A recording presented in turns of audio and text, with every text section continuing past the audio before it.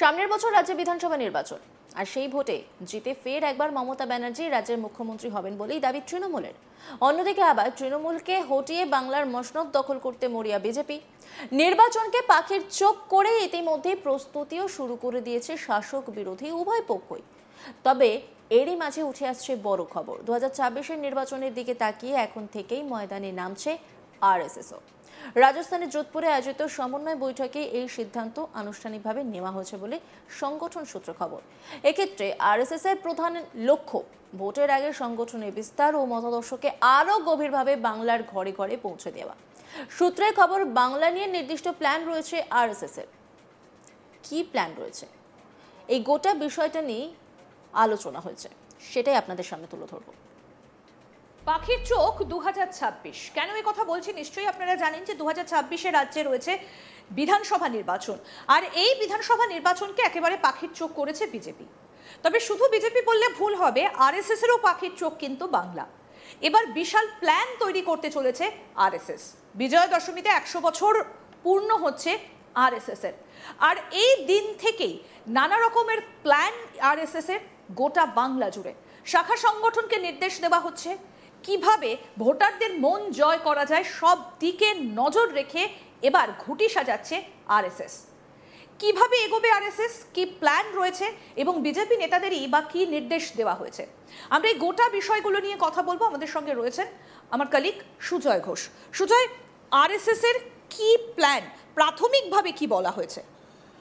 দেখো, 2026-এর বিধানসভা নির্বাচনের আগে রাজস্থানের যোধপুরে একটা খুব বড় সমন্বয় বৈঠক হলো। সেই বৈঠক 3 দিন ধরে টানা বৈঠক হলো এবং সেই বৈঠকে গোটা রাজ্যের সঙ্গে, যেহেতু 2026-এর বিধানসভা নির্বাচন পশ্চিমবঙ্গে একেবারে দুয়ারে বলা যেতে পারে, আর কিছুদিনের মধ্যেই নির্বাচন, তাই পশ্চিমবঙ্গকে তারা একটা পাখির চোখ করছে অন্যান্য রাজ্যের সঙ্গেও।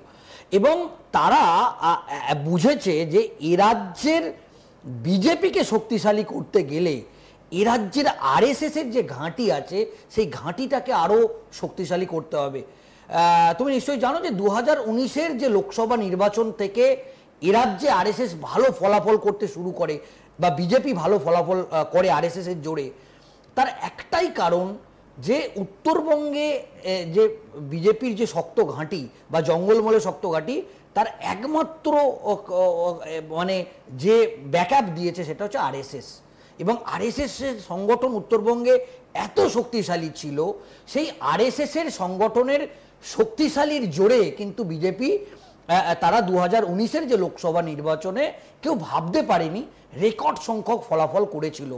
তাই ফের আমরা দেখছি যে এই মুহূর্তে 2026-এর যে বিধানসভা নির্বাচন, সেই বিধানসভা নির্বাচনে আরএসএস এর কাঁধের ওপর ভর করেই তারা 2026-এর যে বিধানসভা নির্বাচন সেই বৈতরণী পার হতে চাইছেন। আরএসএস প্রধান মোহন ভাগবতের কি কি নির্দেশ এখনো পর্যন্ত দেওয়া হয়েছে? দেখো, মোহন ভাগবতের তরফ থেকে তুমি জানো যে এ রাজ্যে একেবারে 10 দিন একেবারে রেকর্ড সংখ্যক, অন্যান্য রাজ্যে সম্প্রতিকালে যদি আমরা দেখি এতদিন তিনি সফর করেনি, যেটা পশ্চিমবঙ্গকে আরএসএস এতটা গুরুত্ব দিচ্ছে। টানা 10 দিন ঘাঁটি গেড়ে পশ্চিমবঙ্গে তিনি পড়েছিলেন বলা যেতে পারে। একদম প্রত্যেকটা আরএসএস এর প্রত্যেকটা শাখা সংগঠন যারা আছে, যারা পুরো নেতৃত্ব দেয়, তাদের সঙ্গে মোহন ভাগবত দফায় দফায় বৈঠক করেছেন এবং বলা যেতে পারে 26-এর আগে রুটম্যাপ তিনি কিন্তু তৈরি করেছেন। আমরা যেটা জানতে পাচ্ছি, যে তুমি যেটা বললে একেবারে তাই, যে আরএসএস এর যে 100 বছর পূর্ণ, বিজয় দশমী থেকে তা সঙ্গের কিন্তু 100 বছর পূর্ণ হচ্ছে এবং একেবারে লাগাতার কর্মসূচি তারা সেট করেছে।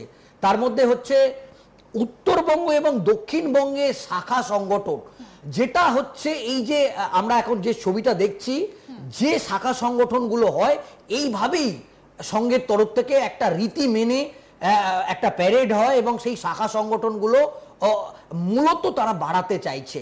এবং আমরা যেটা একেবারে সূত্র মারফত স্পেসিফিক জানতে পেরেছি, আমাদের রাজ্যে বুথের সংখ্যা এসআইআর এর আগেই একটা সিদ্ধান্ত হয়েছে। এখানে একটা জিনিস একটু আমি তোমার কাছ থেকে জানতে চাইবো যে আরএসএস কেন এতটা উদ্যোগ নিচ্ছে? বিজেপি কি তাহলে কোথাও একটু পিছিয়ে মানুষের মন জয় করতে বা বুথ স্তর পর্যন্ত পৌঁছচ্ছে, তাই কি শক্ত হাতে হাল ধরছে আরএসএস? একেবারেই তাই।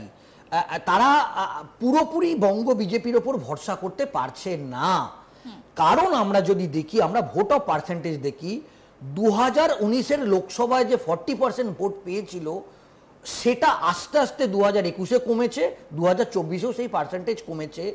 এবং আরএসএস একটা বিষয় বুঝতে পেরেছে যে বিজেপির কিন্তু বুথ লেভেলের যে ম্যানেজমেন্ট সেইটা কিছুটা হলেও এখনো তারা তৃণমূল কংগ্রেসের যে বুথ লেভেল ম্যানেজমেন্ট সেইটা কিন্তু সমতুল্য সংগঠন তৈরি করতে পারেনি। সেইটা তারা বিভিন্ন সমীক্ষা, এবং আমরা জানি যে মোহন ভাগবতের নির্দেশে এ রাজ্যের আরএসএস এর নেতারা তারা কিন্তু একটা রিপোর্ট সরসংঘ চালক মোহন ভাগবতকে সেই রিপোর্ট তুলে দিয়েছিলেন, এবং সেই রিপোর্ট দেখেই মোহন ভাগবত তিনি কিন্তু চিন্তা প্রকাশ করেছেন। কারণ কেন চিন্তা প্রকাশ করেছেন? কারণ বুথ লেভেলের যে ম্যানেজমেন্ট সেই ম্যানেজমেন্টটা অনেকটাই দুর্বল। সেজন্যে একদম মোহন ভাগবত যে নির্দেশিকা দিয়েছেন, এবং ইতিমধ্যেই 26-এর আগে আমাদের রাজ্যে এসআইআর এর আগে এ রাজ্যে যে 48,000 মতো এর আগে বুথ ছিল সেই বুথটা বেড়ে হয়েছে 94,000। সেটা ইতিমধ্যেই খাতায় কলমে রিপোর্ট ইলেকশন কমিশনের তরফ থেকে সঙ্গে সেই রিপোর্ট পেয়েছে, এবং এই মুহূর্তে রাষ্ট্রীয় স্বয়ংসেবক সংঘ এই বুথ ধরে ধরে তারা কিন্তু মূলত তারা প্রত্যেক বুথে শাখা করতে চাইছে। উত্তরবঙ্গ এবং দক্ষিণবঙ্গে প্রথম যে টার্গেটটা নেওয়া হচ্ছে, শাখার সংখ্যা তারা ব্যাপকভাবে বাড়াতে চাইছে। এবং একটা অভিযোগ যেটা উঠে আসে যে সব বুথে একেবারে বিজেপির ডেডিকেটেড কর্মী কিন্তু নেই, সেটা সংঘ কিন্তু রাষ্ট্রীয় স্বয়ংসেবক সংঘ বুঝতে পেরেছে। এই যে শুভেন্দু অধিকারী, সুকান্ত মজুমদার বঙ্গ বিজেপির যারা মুখ, কিংবা শ্রমিক ভট্টাচার্য, তাদের মধ্যে কোথাও কি একটা যোগাযোগ বা সমন্বয়ের অভাব রয়েছে? তাই কি আরএসএস এর এই প্ল্যান? তাহলে কি কোথাও এই যে একটা যোগাযোগ, একটা সমন্বয়ের অভাব, এটা কি তাহলে একেবারে প্রকাশ্যে চলে এলো না সুজয়? যখন আরএসএস শক্তভাবে হাল ধরছে, বিজেপির ওপর ভরসা তারা একেবারে ছেড়ে দিচ্ছে না, তাহলে তো এই বিষয়টা একদম প্রকাশ্যে চলে এলো। এটা আখেরে ক্ষতি হবে না তো, বুমেরাং হবে না তো বিজেপির কাছে? দেখো, ইতিমধ্যেই আমরা দেখেছি যে শ্রমিক ভট্টাচার্যকে রাজ্য সভাপতি হিসেবে মানে নবনির্বাচিত রাজ্য সভাপতি করা হয়েছে, সেটা সংঘই শ্রমিক ভট্টাচার্যকে বেছে নিয়েছে।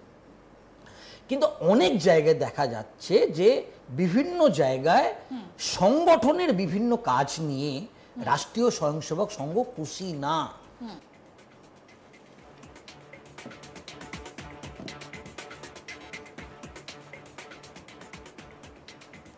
অন্যান্য খবরের আপডেটের জন্য অবশ্যই নজর রাখুন আজ তাক বাংলার ইউটিউব স্ট্রিমিংয়ে। লাইক, কমেন্ট, শেয়ার এবং সাবস্ক্রাইব করতে ভুলবেন না।